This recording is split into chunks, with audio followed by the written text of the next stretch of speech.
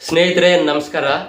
ಇವತ್ತಿನ ವಿಡಿಯೋದಲ್ಲಿ ಭಗವದ್ಗೀತೆ ಅಧ್ಯಾಯ 10 ವಿಭೂತಿ ಯೋಗ ಭಗವಂತನ ಐಶ್ವರ್ಯದಲ್ಲಿ ಶ್ಲೋಕ 14ರ ಅನುವಾದ ಮತ್ತು ಭಾವಾರ್ಥವನ್ನು ತಿಳಿದುಕೊಳ್ಳೋಣ. ಸರ್ವಮೇತದ್ ಋತಂ ಮನ್ಯೇ ಯನ್ಮಾಂ ವದಸಿ ಕೇಶವ ನಹಿತೆ ಭಗವನ್ ವ್ಯಕ್ತಿಂ ವಿದುರ್ದೇವಾನ ದಾನವಾಹ. ಅನುವಾದ: ಅರ್ಜುನನು ಶ್ರೀಕೃಷ್ಣನಿಗೆ ಹೇಳುತ್ತಿರುವಂತಹ ಮಾತುಗಳು. ಹೇ ಕೃಷ್ಣ, ನೀನು ನನಗೆ ಹೇಳಿರುವುದೆಲ್ಲವನ್ನು ನಾನು ಸತ್ಯವೆಂದು ಒಪ್ಪಿಕೊಳ್ಳುತ್ತೇನೆ. ಆದರೆ ಪ್ರಭುವೇ, ದಾನವರಾಗಲಿ ದೇವತೆಗಳಾಗಲಿ ನಿನ್ನ ವ್ಯಕ್ತಿತ್ವವನ್ನು ಅರ್ಥ ಮಾಡಿಕೊಳ್ಳುತ್ತಿಲ್ಲ. ಇದರ ಭಾವಾರ್ಥ: ಶ್ರದ್ಧೆ ಇಲ್ಲದವರು, ದಾನವ ಸ್ವಭಾವದವರಾಗಿರ್ತಕ್ಕಂಥವರು ಶ್ರೀಕೃಷ್ಣ ಪರಮಾತ್ಮನನ್ನು ಅರ್ಥ ಮಾಡಿಕೊಳ್ಳಲು ಸಾಧ್ಯವಿಲ್ಲ ಎಂದು ಇಲ್ಲಿ ಅರ್ಜುನನು ದೃಢಪಡಿಸುತ್ತಿದ್ದಾನೆ. ದೇವತೆಗಳು ಸಹ ಶ್ರೀಕೃಷ್ಣ ಪರಮಾತ್ಮನನ್ನು ಸರಿಯಾಗಿ ಅರ್ಥ ಮಾಡಿಕೊಳ್ಳುತ್ತಿಲ್ಲ. ಇನ್ನು ಆಧುನಿಕ ಜಗತ್ತಿನಲ್ಲಿ ವಿದ್ವಾಂಸರೆಂದು ಜ್ಞಾನಿಗಳೆಂದು ಕರೆಸಿಕೊಳ್ಳುತ್ತಿರುವಂತಹವರ ಪಾಡೇನು? ಪ್ರಭು ಶ್ರೀಕೃಷ್ಣನ ಕೃಪೆಯಿಂದ ಅರ್ಜುನನು ಪರಮ ಸತ್ಯವು, ಶ್ರೀಕೃಷ್ಣನು ಪರಿಪೂರ್ಣನು ಎನ್ನುವ ಸತ್ಯವನ್ನು ಅರ್ಜುನನು ಅರ್ಥ ಮಾಡಿಕೊಂಡಿದ್ದಾನೆ. ಆದ್ದರಿಂದ ನಾವೆಲ್ಲರೂ ಅರ್ಜುನನ ಮಾರ್ಗವನ್ನು ಅನುಸರಿಸಬೇಕು. ಅರ್ಜುನನು ಭಗವದ್ಗೀತೆಯನ್ನು ಪ್ರಮಾಣವನ್ನಾಗಿ ಸ್ವೀಕರಿಸಿದವನು. 4ನೆಯ ಅಧ್ಯಾಯದಲ್ಲಿ ವಿವರಿಸಿರುವಂತೆ ಭಗವದ್ಗೀತೆಯನ್ನು ಸರಿಯಾದ ರೀತಿಯಲ್ಲಿ ಅರ್ಥ ಮಾಡಿಕೊಳ್ಳಲು ಗುರು ಶಿಷ್ಯರ ಪರಂಪರೆ ಅನ್ನೋದು ಕಳೆದು ಹೋಗಿತ್ತು. ಮತ್ತೆ ಅರ್ಜುನನನ್ನು ಶ್ರೀಕೃಷ್ಣನು ಆಪ್ತ ಸ್ನೇಹಿತ, ಒಳ್ಳೆಯ ಗೆಳೆಯ, ಪರಮ ಶಿಷ್ಯನೆಂದು ಭಾವಿಸಿ ಅರ್ಜುನನೊಡನೆ ಮತ್ತೆ ಆ ಗುರು ಶಿಷ್ಯರ ಪರಂಪರೆಯನ್ನು ಶ್ರೀಕೃಷ್ಣನು ಪ್ರಾರಂಭಿಸಿದನು. ಆದ್ದರಿಂದ ಗೀತೋಪನಿಷತ್ತಿಗೆ ಬರೆದಂತಹ ನಮ್ಮ ಮುನ್ನುಡಿಯಲ್ಲಿ ಭಗವದ್ಗೀತೆಯನ್ನು ಸರಿಯಾದ ರೀತಿಯಲ್ಲಿ ಅರ್ಥ ಮಾಡಿಕೊಳ್ಳಲು ಗುರು ಶಿಷ್ಯರ ಪರಂಪರೆಯೊಂದೇ ಇರುವುದು ಅಂತ ಹೇಳಲಾಗಿದೆ. ಗುರು ಶಿಷ್ಯರ ಪರಂಪರೆಯು ಕಳೆದು ಹೋದಾಗ ಮತ್ತೆ ಅದಕ್ಕೆ ಚೈತನ್ಯವನ್ನು ತುಂಬುವ ಕಾರಣಕ್ಕಾಗಿ ಶ್ರೀಕೃಷ್ಣ ಪರಮಾತ್ಮನು ಅರ್ಜುನನನ್ನು ಆಯ್ಕೆ ಮಾಡಿಕೊಳ್ಳಲಾಯಿತು. ಶ್ರೀಕೃಷ್ಣನು ಹೇಳಿರುವುದೆಲ್ಲವನ್ನು ಅರ್ಜುನನು ಸ್ವೀಕರಿಸಿದನು.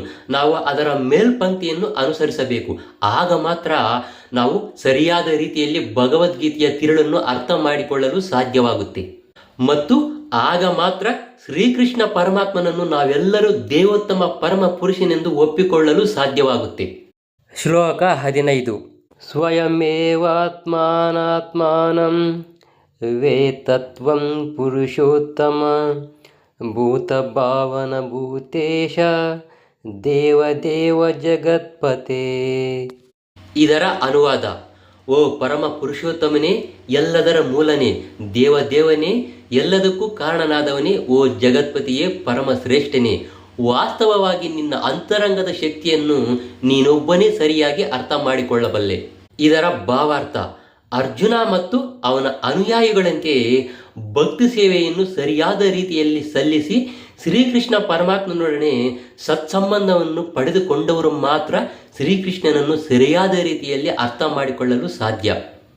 ರಾಕ್ಷಸಿ ಮತ್ತು ನಾಸ್ತಿಕ ಮನೋಭಾವದವರು ಶ್ರೀಕೃಷ್ಣನನ್ನು ಸರಿಯಾಗಿ ಅರ್ಥ ಮಾಡಿಕೊಳ್ಳಲು ಸಾಧ್ಯವಾಗುವುದಿಲ್ಲ.